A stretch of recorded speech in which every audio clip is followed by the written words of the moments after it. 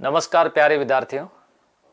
वैसे तो परीक्षा होने के बाद में ये भूल जाना चाहिए कि उसकी कट ऑफ क्या रहेगी, क्योंकि परीक्षा देना और रॉकेट को लॉन्चने के बराबर है। रॉकेट को जब लॉन्चा जाता है ना, तो उसको लॉन्च करने के बाद में अब वो सही अपने लक्ष्य पर जाकर के स्थापित होगा या फिर नहीं होगा। नहीं होगा तो अगला रॉकेट लॉन्च करना पड़ेगा। परीक्षा की निरंतर तैयारी करते रहना चाहिए। लगभग सभी परीक्षाओं के पाठ्यक्रम एक जैसे ही होते हैं। एक परीक्षा आपने दे दी, आप उसके परिणाम तक चिंतित रहते हो कि इसकी कट ऑफ क्या रहेगी, मेरा होगा कि नहीं होगा, यदि मेरा होगा तो मैं दूसरी परीक्षा की तैयारी क्यों करूं। हम लोग इसी में उलझे रहते हैं और अपना समय खराब करते हैं। अब ऐसा होना चाहिए कि नहीं होना चाहिए, तो जैसे मैं खुद जब प्रतियोगी परीक्षाओं की तैयारी करता था, बहुत सारे लोगों को हम लोग पूछते थे। कई कोचिंग क्लासेस के नंबर ढूंढ ढूंढ करके उनको कॉल करते थे और एक व्यक्ति को तो 10 बार पूछ लेते थे। 2-3 दिन में वापस कॉल करते, मेरिट क्या रहेगी। अब वो 10 दिन में मेरिट चेंज करेंगे क्या? चेंज नहीं करेंगे, फिर भी पूछा जाता था। आजकल मैं कट ऑफ पर वीडियो नहीं बना रहा हूं, तो मुझे बहुत सारे विद्यार्थी कहते हैं सर आप कट ऑफ पर वीडियो क्यों नहीं बनाते हो। और पहले जब मैं बनाता था बहुत सटीक बातें बोलता था। फिर मुझे ऐसा लगा कि इस बार ग्राम सेवक के अभ्यर्थी सबसे ज्यादा संकल्प परिवार के साथ जुड़े हुए थे। आप देखिएगा कई सारे वीडियो संकल्प संस्थान के जो मैंने बनाए या मेरी टीम के सदस्यों ने बनाए, उसके व्यू लाखों में आ चुके हैं। कोर्स की भी सेलिंग बहुत अच्छी हुई। तो मुझे उम्मीद है कि मेरे वीडियो का बच्चे इंतजार कर रहे होंगे। तो मैं आपको बता दूं, क्योंकि इस बार कट ऑफ बताने से यह फायदा होगा कि आप मेंस की तैयारी करोगे और इस कट ऑफ से जो नीचे हैं वे लोग दूसरी परीक्षाओं की तैयारी करें। लगभग सेम सिलेबस है। यदि आप 1-2 नंबर नीचे कट ऑफ रहती है और उसके अंदर आ जाते हो तो तैयारी तो जारी रखिए ना, नुकसान तो नहीं होगा। अब जैसे मैंने आंकड़ा बता दिया कि 50 रहेगी और 50 से नीचे रह जाती है 1-2 नंबर, तो 50 से नीचे वाली तैयारी छोड़ना मत, तो आप भी तैयारी जारी रखें। परीक्षा की तिथि घोषित जल्दी होने वाली है, उसके अनुसार आप लोग, पाठ्यक्रम भी जल्दी आने वाला है, इस पर भी मैं थोड़ा आपके सामने डिस्कस करूंगा। तो मैं कट ऑफ पर बात करने से पहले एक सर्वे करवाया गया और उस सर्वे में देखिएगा, सर्वे के अंदर लगभग 40,000 विद्यार्थियों ने वोट किया है। 40,000 विद्यार्थी वोट करते हैं और परसेंटेज देते हैं 50 से 60 के बीच में कट ऑफ रहने की संभावना रहेगी। यहां पर भीड़ बहुत ज्यादा है। देखिएगा टॉप लेवल पे जैसे हम बात करते हैं 70 से अधिक, 7% ऐसे हैं विद्यार्थी जो कह रहे हैं 70 से अधिक। तो हो सकता है कि इसमें से कुछ लोगों ने ऐसे ही कह दिया हो, लेकिन यहां पर बहुत कम विद्यार्थी मिलेंगे जो टॉप होते हैं। फिर उसके बाद आती है, कहां पर बात आती है, 60 से 70 के बीच सिर्फ 11%। तो ज्यादातर भीड़ का रहेगी, भीड़ इस पर रही 50 और 60 के बीच में, यहां पर भीड़ ज्यादा रहती है। क्योंकि अधिकतर जो विद्यार्थी होते हैं वो औसत आईक्यू के होते हैं, जीनियस प्रतिभाशाली ये नहीं होते हैं, बहुत कम होते हैं।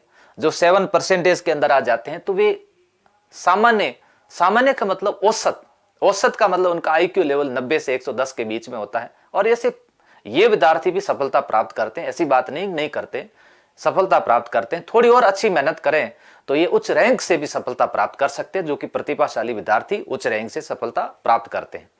तो इन सारे आंकड़ों को देखते हुए, बहुत सारे कट ऑफ के जो अलग अलग भविष्यवाणी की गई, उन सभी को देखते हुए एक निष्कर्ष पर मैं भी पहुंचा हूं और वो निष्कर्ष ये है कि ये जो कट ऑफ है इस तरह से रहने की संभावना रहेगी।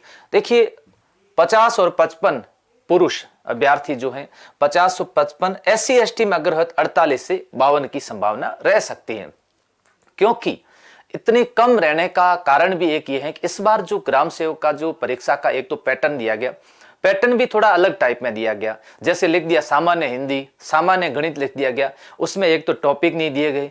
अब टॉपिक नहीं दिए गए तो उसके अनुसार वो तैयारी कैसे करें, ये भी काफी दिक्कत थी। फिर प्रश्न जो पूछे गए ना, वो प्रश्न इस तरह के प्रश्न थे, काफी उटपटांग प्रश्न थे।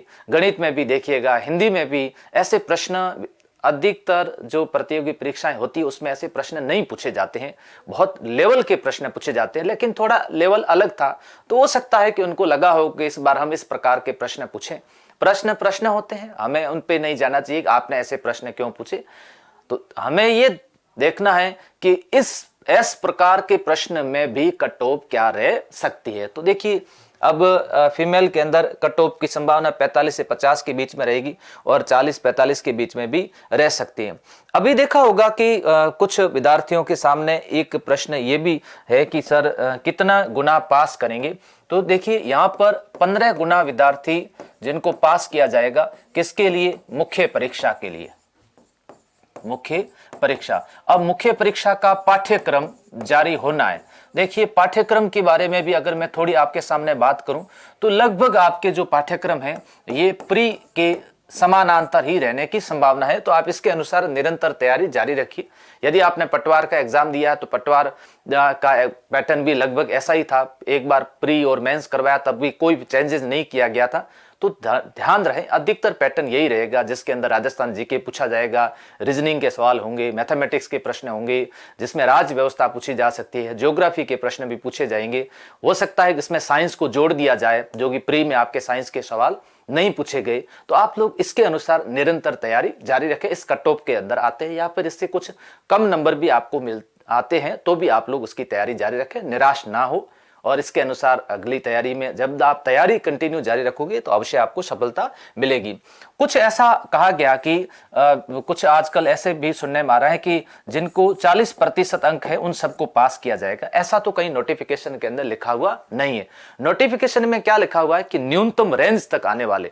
न्यूनतम रेंज तक क्या होता है? जैसे सामान्य की 5 पोस्ट है और ओबीसी की कितनी पोस्ट है? 3 पोस्ट है। और एससी की कितनी है? 2 है। इसमें से कितने गुना पास करना? 15 गुना पास करना है ना। कितने गुना पास करना? 15 गुना। अब 5 पोस्ट हैं सामान्य की, इसमें से अगर 15 गुना पास किए जाते हैं और 15 गुना पास किए तो मेरिट कितने पर रही? मेरिट रही 4-5 अंक तक रही। 4-5 अंक तक रही, 45 नंबर तक। अब जब ओबीसी के जब किए तो मेरिट कितनी रही?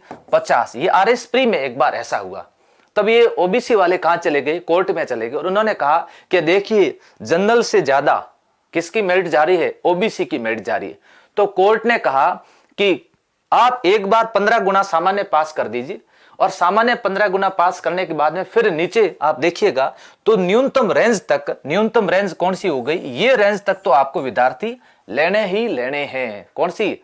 आप लोग ओबीसी को इससे ज्यादा, जनरल से ज्यादा लेकर के नहीं जाए, एससी एसटी को इससे ज्यादा नहीं ले जाए, ईडब्ल्यूएस इससे ज्यादा नहीं ले जाए। तो इससे क्या होगा? विद्यार्थी 15 गुना पास करने हैं, जो कि काफी ज्यादा संख्या में पास होते हैं। जैसे आरएस प्री में भी ऐसा ही हो रहा है, पास ही है ना। तो एक न्यूनतम रेंज निर्धारित की जाती है और इसके अनुसार पास किए जाते हैं। तो आप लोग आगे से ध्यान रखें कि हमें पाठ्यक्रम पर ज्यादा चिंतित नहीं होना है, हमें मेरिट पर ज्यादा चिंतित नहीं होना है, हमें निरंतर तैयारी करनी है।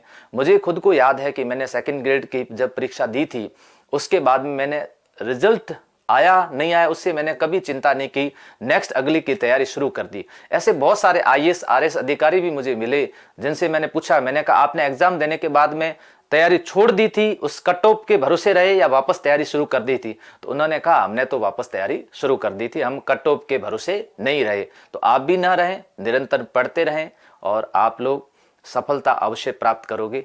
आप सभी को मेरी अग्रिम शुभकामनाएं। जय हिंद, जय भारत।